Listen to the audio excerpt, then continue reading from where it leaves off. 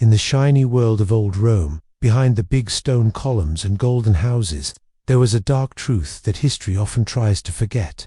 While we talk about Rome's big wars, cool buildings, and smart laws, we don't often talk about those who suffered the most to keep all this fancy stuff going.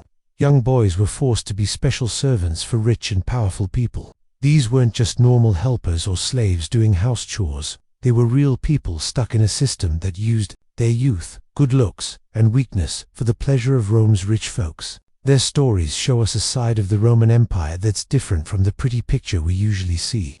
It shows the harsh truth of what it was like to have no power in a world where strong people made all the rules. Before we dive into these forgotten stories of staying alive and suffering, if you like learning about hidden truths from long ago, maybe hit that like button and subscribe for more stuff like this. Then please comment below to tell me where you're listening from. I think it's super cool that we're exploring these old stories together from different parts of the world, connected across time and space by our shared curiosity about things that happened long ago. The Roman Empire's way of dealing with close companions was very different from how we think about it today, where we see clear lines between saying yes and being forced. Romans saw a big ladder where power decided everything.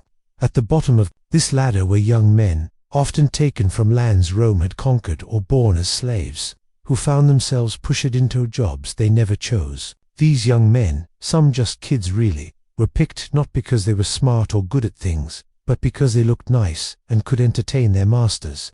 They lived always feeling scared, never knowing when they might be called, what they would have to do, or how saying no might affect whether they lived or died. The way they were chosen was really mean. Rich Romans would go to slave markets kind of like people today might go to an animal auction. They would look at potential buyers for how they looked, how old they were, and where they came from. Young men from Greece were really wanted because people thought they were fancy and well-taught, while boys from German tribes were liked for their light skin and strong bodies. The buyers didn't care at all about how scared these young men must have felt standing there with everyone looking at them while strangers talked about how much they were worth.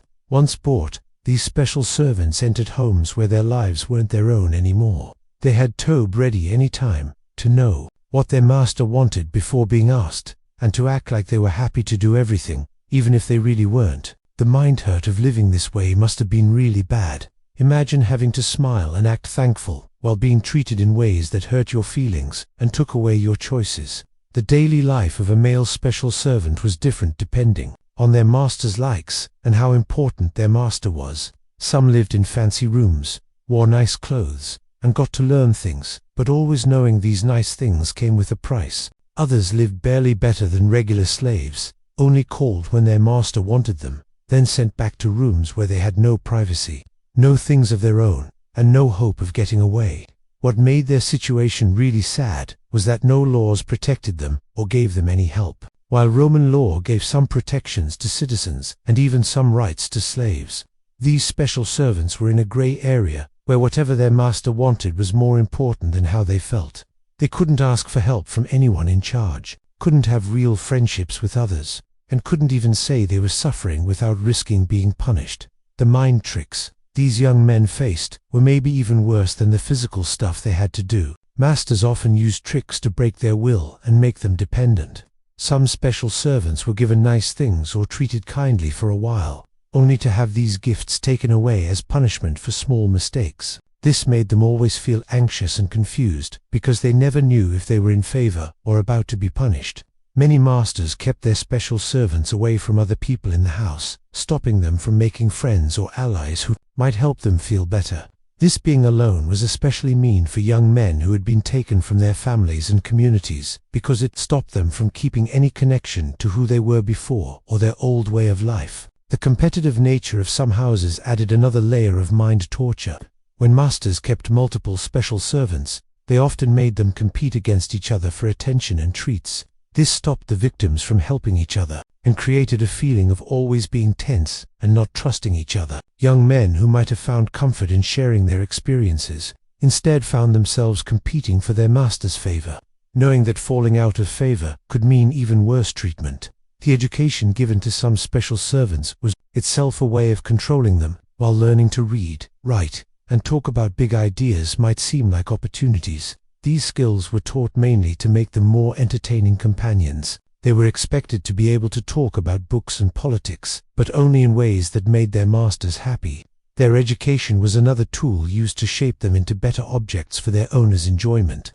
How they looked was controlled through strict rules that special servants had no choice but to follow. They had to exercise regularly, eat certain foods, and go through grooming that kept them looking young and attractive. Some even had beauty treatments or surgeries to change how they looked based on what their master wanted. These procedures were done without modern medical knowledge or pain control, making them both dangerous and super painful. The clothes and jewelry worn by special servants worked as both decorations and signs that someone owned them. Masters often felt proud about how beautifully they could dress their companions, treating them like living dolls rather than real people. The funny thing was that while special servants might wear silk and gold, they had no power at all beneath these pretty coverings. Travel was another part of their lives that might seem like a privilege, but was actually another form of control. Some special servants went with their masters on trips to other cities, but this travel was never by choice. They were basically portable property, expected to do the same services no matter where they were, while adjusting to new places and people without complaining. The social rules of Roman houses created more problems for male special servants. While they might live in luxury, they had no real status within the house. Other slaves might look down on them, seeing their job as shameful, while free people in the house treated them as temporary entertainments rather than people worthy of respect or care. The impact on families left behind can't be forgotten. When young men were taken as special servants, their families often never found out what happened to them. Parents might spend years wondering if their sons were alive or dead, never knowing that they were stuck in situations they couldn't escape. This separation was especially cruel in cultures where family bonds were sacred and community support was needed to survive. Some special servants were taken because of debt slavery, where families facing money problems were forced to give up their sons to pay what they owed. These families faced the impossible choice between watching all their children starve or sacrificing one son to save the rest. The mental burden on both the families and the young men was devastating, as everyone involved knew the sacrifice being made. The few records that exist of special servants trying to escape show desperate young men taking huge risks for even the smallest chance of freedom. The punishments for failed escape attempts were severe and public, designed to scare others from trying the same thing. These punishments often involved not just physical pain but public shame, as masters wanted to show their complete control over their property. Some special servants tried to end their suffering by killing themselves, but even this final escape was often not allowed. Masters who had spent a lot of money buying and keeping their special servants took steps to prevent this loss of property, including constant watching and taking away anything that could be used to hurt themselves. The religious parts of Roman society gave no comfort to these young men. While Romans worshipped gods associated with protection and justice, these divine protections didn't seem to extend to male special servants. Some found comfort in foreign religions or mystery groups, but even these spiritual practices had to be done in secret, as masters often controlled every part of their special servants' lives, including their religious beliefs. The money value placed on special servants created a market that encouraged the continued capture and sale of young men. Wealthy Romans competed with each other to get the most beautiful or talented companions, driving up prices and creating reasons for traders to keep supplying this market. Treating human beings like things to buy and sell reached its peak in these deals, where young men's lives were reduced to simple money calculations. Training schools existed specifically to prepare young men for lives as special servants. Much like gladiator schools prepared fighters for the arena, these places were as brutal as they were profitable, systematically breaking down the personalities and resistance of their students while teaching them the skills expected by their future masters. The lessons included not just physical training but mind conditioning designed to create obedient, attractive companions. The age when young men entered this life varied, but many were still children when their fates were decided. The impact on growing up in such circumstances cannot be overstated. These boys never had the chance to form normal relationships, develop their own interests, or even understand what healthy human connections might look like. Regional differences in how special servants were treated reflected the diverse cultures within the Roman Empire, but none of these differences offered true protection or dignity. In some areas, local customs provided slightly better conditions, while in others the treatment was even more harsh. However, no matter the location, the basic lack of freedom and choice remained the same. The retirement or aging of special servants showed another cruel aspect of their existence. Unlike other slaves who might eventually earn or buy their freedom, special servants who lost their good looks often found themselves thrown away with no resources or skills for independent life. Some masters simply abandoned their aging companions, while others sold them to lower status households where conditions were often worse. The rare cases of special servants who managed to gain their freedom and achieve some success in later life stand out precisely because they were so unusual. These individuals often had to completely reinvent themselves, hiding their past while struggling to overcome the mental damage of their earlier experiences. Their success stories, while inspiring, also highlight how unusual it was for anyone to escape this system in one piece. Medical care for special servants was provided not out of kindness but to maintain thigh value as property. Masters wanted to keep their investments healthy and attractive, so they provided medical attention when necessary. However, this care was limited to maintaining appearance and function, with no thought for mental well-being or long-term health problems. The social acceptance of this system among Roman elites tells us a lot about the moral thinking of ancient Rome. While Romans were proud of ideas like honor, duty, and virtue, these ideals apparently only applied to free citizens of the right social status. The suffering of special servants was simply considered not important to moral questions, showing how completely they had been made less than human in Roman society. Some special servants developed what we might now recognize as survival strategies, learning to read their master's moods, anticipate their desires, and navigate the complex social dynamics of their households. While these skills helped them avoid the worst punishments, they also required them to become expert actors, constantly pretending to be happy and thankful while hiding their true feelings. The seasonal patterns of Roman social life affected special servants' experiences too. During major festivals and celebrations, they might be expected to join in fancy entertainments, while quieter periods might offer brief breaks from constant attention. However, even these quieter times were marked by worry about when they might next be called. Communication with other special servants or slaves was often restricted, but when possible, these young men developed their own networks of support, and they learned to communicate through small gestures and secret language, sharing warnings about masters' moods or offering comfort during particularly hard times. These connections, while necessarily secret, provided crucial emotional support in an otherwise lonely existence. The impact of this system went beyond its immediate victims to influence Roman society as a whole. The normalization of treating human beings as objects for pleasure contributed to a broader culture of exploitation and dehumanization. This cultural acceptancy made it easier for Romans to justify other forms of cruelty and oppression, from gladiator games to the brutal suppression of slave revolts. Archaeological evidence gives us glimpses into the lives of these forgotten victims. Objects found in wealthy Roman households include things that were likely used to control or watch special servants, as well as personal items that hint at their daily experiences. However, most physical evidence of their existence has been lost to time, just as their voices were silenced in life. The literary references to male special servants in Roman writings are often brief and use nice-sounding words, reflecting the author's desire to acknowledge these relationships without describing their more disturbing aspects. Between the lines of these texts, however, we can read the reality of lives marked by powerlessness and exploitation. The transition periods when special servants were sold from one master to another were particularly traumatic, as they faced the uncertainty of new households, different expectations, and unknown levels of cruelty or kindness. Each transition meant starting over in terms of learning how to survive in a new environment while keeping up the mental shields that had kept them alive in their previous situation.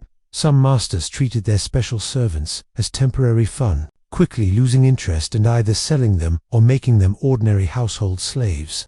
Others developed long-term attachments that, while still basically exploitative, provided some degree of stability and predictability. Neither situation offered true security, as the special servants' fatal ways remained entirely dependent on their master's whims. The seasonal moving of wealthy Romans between their city houses and country villas meant that many special servants spent their lives moving between different environments and social contexts. This constant adaptation required tremendous mental flexibility while preventing them from ever establishing roots or forming lasting connections with places or people. The education of special servants in music, poetry, and conversation created a sad irony. They were taught to appreciate beauty and culture, while being denied any opportunity to create or contribute to these fields themselves. They became living holders of artistic knowledge and skill, but always in service to others, enjoyment rather than their own expression.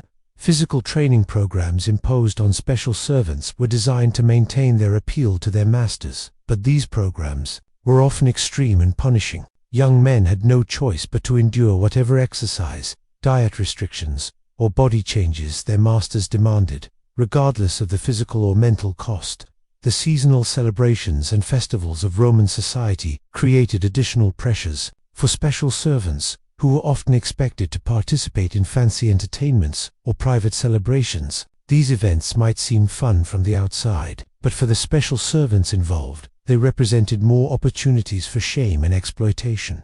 The development of personal relationships between special servants and other household members was complicated by the unclear nature of their status. While they might live in relative luxury, everyone understood that their position was based entirely on their master's favor, making real friendship or romance nearly impossible. The regional trade networks that supplied young men to serve as special servants stretched across the entire Mediterranean world and beyond. This system created incentives for war, kidnapping, and debt slavery as traders sought to meet the demand from wealthy Roman households. The human cost of maintaining this supply chain was enormous, affecting not just the victims but entire communities and cultures. The training and conditioning of special servants involved not just learning specific skills but undergoing psychological manipulation, designed to break down their resistance and create dependency. Masters and their agents became expert at identifying and exploiting psychological weaknesses, using techniques that would be recognized today as systematic abuse. The clothing and decoration of special servants served multiple purposes beyond mere decoration. These items marked their status, showed their master's wealth and taste, and served as constant reminders of their lack of autonomy. Even their physical appearance was not their own to control. The medical and grooming practices imposed on special servants often involved procedures that were painful, dangerous, or permanently scarring. These practices were performed without caring about the special servant's consent or comfort, treating their bodies as objects to be changed according to their master's preferences. The psychological impact of growing up or spending formative years in such circumstances created lasting damage that affected every aspect of these young men's lives. They never had the opportunity to develop normal ideas of consent, autonomy, or healthy relationships, making recovery extremely difficult, even if they eventually gained freedom. The social isolation imposed on many special servants prevented them from developing the social skills and connections that might have helped them survive or escape their situations.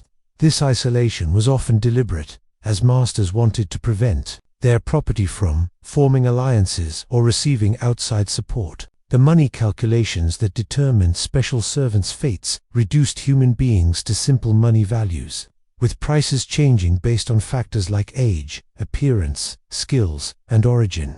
This turning people into things made it easier for masters to justify treating them as disposable objects rather than human beings deserving of basic dignity and respect. The impact on Roman society of normalizing this level of exploitation and dehumanization extended far beyond the immediate. A culture that could accept the systematic abuse of vulnerable young men was prepared to accept other forms of cruelty and injustice, contributing to the broader pattern of oppression that characterized much of Roman history. The few glimpses we have of resistance and rebellion among special servants revealed the desperate measures some took to assert their humanity and dignity. These acts of defiance, while often useless and severely punished, showed that the human spirit could not be completely crushed even under the most oppressive regimes. The religious and philosophical systems of Rome provided no meaningful protection or comfort for these victims. While Romans debated complex questions of ethics and virtue, they apparently saw no contradiction between these fancy ideals and the systematic exploitation of powerless young men. The seasonal rhythms of Roman social life created predictable patterns of exploitation, with certain times of year bringing increased demands on special servants' time and energy. These patterns meant that even during relatively quiet periods, they lived with knowledge that busier and more demanding times were coming. The impact of this system on the families and communities from which special servants were taken cannot be overlooked. The loss of young men to this trade affected not just the immediate victims, but entire social networks, contributing to the broader disruption and suffering caused by Roman expansion and exploitation. The training and preparation of special servants involved systematic techniques for breaking down their psychological defenses and creating compliance. These methods were refined over generations of practice, creating a system that was both efficient and devastating in its impact on its victims. The legal framework of Roman society provided no meaningful protection for special servants, treating them as property rather than persons with rights. This legal invisibility made their suffering invisible as well, allowing masters to act with complete freedom while society looked the other way. The economic incentives that drove this system created a self-perpetuating cycle of exploitation, as the profits from trading in human beings encouraged the continued capture and abuse of young men. Breaking this cycle would have required big changes to Roman society and values that never happened. The physical and psychological conditioning imposed on special servants was designed to create perfect obedience, but the human cost of this conditioning was enormous. Young men were systematically stripped of their autonomy, dignity, and sense of self, often never recovering these essential aspects of humanity even if they later gained freedom. As we think about these forgotten stories of suffering and survival, we must remember that behind every historical statistic was a real human being with hopes, fears, and dreams that were never allowed to grow. The special servants of ancient Rome were not just small notes to history, but individuals whose experiences reveal important truths about power, exploitation, and human toughness.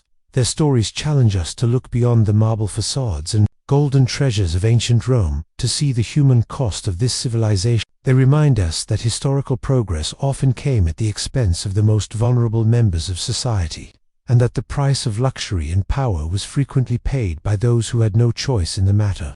The systematic nature of this exploitation shows how easily societies can normalize and make official cruelty when it serves the interests of the powerful. The Romans' ability to maintain elaborate philosophical and legal systems while simultaneously running this network of human trafficking shows how selective reasoning can become when it challenges existing power structures. These young men's experiences also show the incredible toughness of the human spirit. Despite facing circumstances designed to break them completely, many found ways to keep some sense of self and dignity.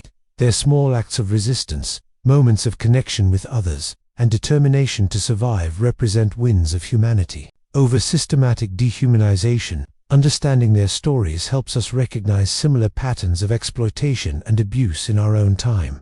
While the specific forms may have changed, the underlying dynamics of power, vulnerability, and systematic oppression remain relevant today. Their experiences serve as a warning about what can happen when societies allow the powerful to treat other human beings as objects for their pleasure and profit. The silence that has surrounded these stories for so long reflects our continued discomfort with acknowledging the full extent of historical injustice. By bringing these forgotten voices back into historical consciousness, we honor their memory and remind ourselves of our duty to prevent such systematic abuse from happening again. The special servants of ancient Rome lived and died in circumstances that no human being should ever have to endure.